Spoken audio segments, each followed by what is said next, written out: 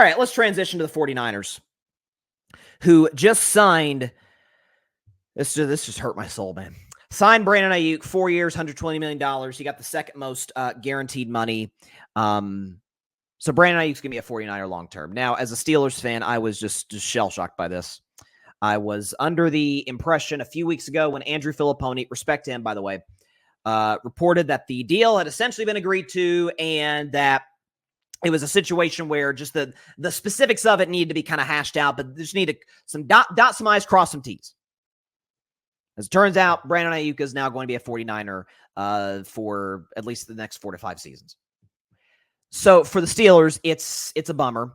I'm curious. I'm wondering if we'll find out in the next few days as more information comes out about the contract, about what the asking price was for Aiyuk. Because if it was like a first-round pick and George Pickens, that to me doesn't help the Steelers that much. Aiyuk's better, obviously better than, well, I should say obviously better, but right now he's better than George Pickens. But the whole point of acquiring Aiyuk is to get kind of a 1-2 punch at the wide receiver position. And the Steelers, to their credit, the sort of the good news for them, they draft receivers as well as anybody in the NFL. Like that's a lot of teams do. The Packers draft receivers pretty well. In Pittsburgh, it's a darn pipeline of wide receivers in that organization. So, and they drafted Roman Wilson, who I like. So I think there's some things to be optimistic about with the Steelers wide receiving core. But more importantly for the 49ers, because that's a team that's going to have more success than my Steelers this season. And that's where I kind of think it's going to end, is this season. This year for the 49ers has a lot of 98 Bulls last dance feel. Now, not in the sense that where the Bulls, whatever happens, happens. What did Jerry Krause tell Phil Jackson? You go 82-0, you can go 16-0 in the playoffs, and I'm still firing you, which is nuts. But that's what happened. And they won the championship. Jordan hit the game-winning shot, and they blew it up. Jordan retired. Phil Jackson got fired. A whole bit.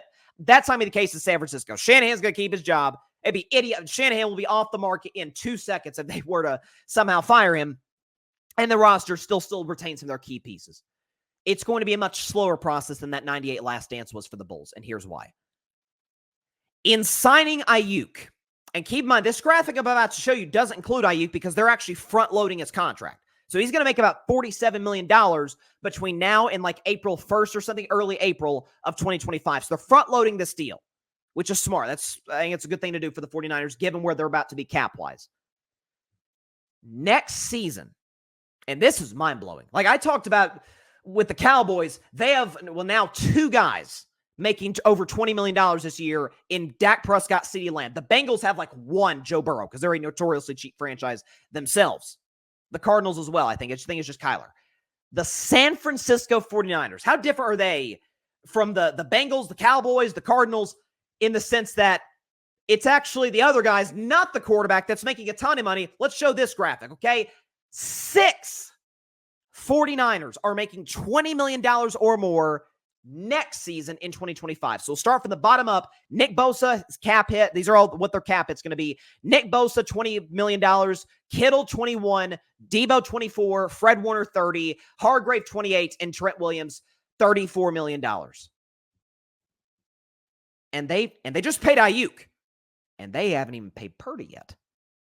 And they're going to, and this is what's going to, it's going to be a really, you think this Dak stuff is interesting? It's going to end in March, mercifully.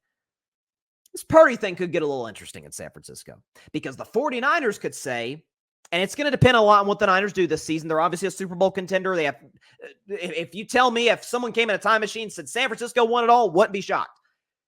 It's going to depend a lot on what they do. But let's say they repeat last season or they lose in the NFC Championship game, but they're in the Final Four once again. 3rd straight year. John Lynch, who's a great GM, can go to Purdy and say, okay, we're obviously going to pay you more than what you make now. You're like one of the lowest paid players in professional football. You're obviously way underpaid. What is it, $800,000, which is a lot for most people, but for a Super Bowl quarterback, that's underpaid, and that, and then some. But John Lynch can go to Brock Purdy and say, if you take a pay cut, we can maybe keep Deebo Samuel, who will be almost in the state that the Niners are in now. Now that they extended Brandon Aiyuk, now that they are in a position they're going to have to pay Brock Purdy, I imagine what the market is going to say a guy like Purdy should get. Debo's not going to be a 49er next year. He's not. They're going to have to move him. They just want enough cap space. You may have to start losing guys because of age, like a Trent Williams, who, I don't know, might be the greatest left tackle of all time, certainly of the 21st century. Trent Williams is, I've always said, Trent Williams is Shaq as far as left tackles. As you cannot get around Trent Williams to get to the quarterback. You just can't. He doesn't give up sacks ever or pressures. You'll have to lose Debo. You may have to lose Trent Williams. Now you start to get down. You're going to keep Bosa. You're keeping your edge rusher. Aiyuk's there for the long haul as well. But Javon Hargraves, a dominant guy in the middle of the defensive line, you may have to lose him. And that may be a guy that you have to move on from. The 49ers have boxed themselves in to a point where if they don't win the Super Bowl this year, and again, I think if you look among the contenders or the teams we think are sleepers, baby, nobody has more pressure on them to win the Super Bowl than the San Francisco 49ers. Dallas isn't good enough. The Detroit Lions, if they don't, well, they're still that's still Detroit. Green Bay, yeah, but they're young. We're not going to hold it. It's not an indictment on Jordan Love's career if they don't win the Super Bowl this year. The Bears are too young. And who else? Philadelphia, it'll be a disappointment. There's pressure on the Eagles, but it's not going to be disastrous for Jalen Hurts or somebody. I don't think they're going to blow up the roster if they don't. I think they'll blow up the coaching staff, but not the roster. The Chiefs pressure is to go for a three-peat. That's pretty good pressure. That's fun. The Ravens will still be around. The Joe Burrow still be there. Oh, there's pressure on San Francisco. This roster that's been no lower than the third best in the NFL the last half decade got to a Super Bowl, got to an NFC title game. Here's the progression. 2019, they got to the Super Bowl, had a 10-point lead, lost to Mahomes. The next year, the injuries wrecked their roster. They missed the playoffs. Okay, whatever. The next year, make the NFC Championship game, hold a double-digit lead, lose to the LA Rams.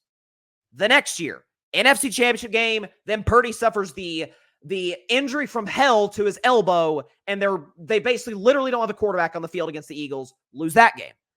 Last year, get to the Super Bowl, lose in heartbreaking fashion to Kansas City. After, by the way, again, leading by 10 points. There's pressure on Kyle Shanahan. Nobody's asking, is Kyle Shanahan a great coach? I think he's got a comfortable spot amongst the top five with Reed, Tomlin, McVay's in that group. He's in there. Pressure on Purdy. There's pressure on this whole Niners roster. That had they not extended Aiyuk, had they gotten something in return, given how well San Francisco drafts skill position guys, maybe you would have been able to give Purdy a little bit more money and mostly keep the roster intact. Listen, San Francisco, now, they need Trent Williams in that lineup ASAP. They need him desperately. But they're in a spot right now where 2025, we could be having very real conversations about the San Francisco 49ers potentially missing the playoffs. I'm dead serious. Because respect to Brock Purdy, that ain't a guy who can carry a pretty good offense to a Super Bowl. Like Purdy, respect to him. He's not a carry the team guy. He's not a blank check guy. So once we get to the Purdy negotiations, that is when it's going to get really, really interesting. That's all I'll say about that. But rosters like not even rosters like the Niners, teams like the Niners that have this continued level, by the way, a lot of postseason success. Basically as much as you can have the most postseason success you can have without winning the Super Bowl. Ask the 1990s Bills, okay? 91 to 94, they go to 4 straight Super Bowls. No team's ever done that, and they lost all 4. I still don't know how that happened. But that's where we're at right now with San Francisco, where and we're going to, if they don't win the Super Bowl this year, and they have to start kind of tearing pieces away, starting next offseason, starting with Deebo Samuel, we will kind of look back at this. Not that the Niners will never compete again. They can rebuild this thing up, but I do think 2025 will be a little bit of a bridge year. It could be 2026, depending on what they pay Purdy. I think we will look back on this sort of mini era, if we can call it that, for the 49ers and say, biggest disappointments? Biggest playoff disappointments? Thanks so much for watching the show on YouTube, and be sure to go click that big red subscribe button and check out the other clips and full shows from Carving It Up Live, as well as our other incredible content creators here on the Grid Network.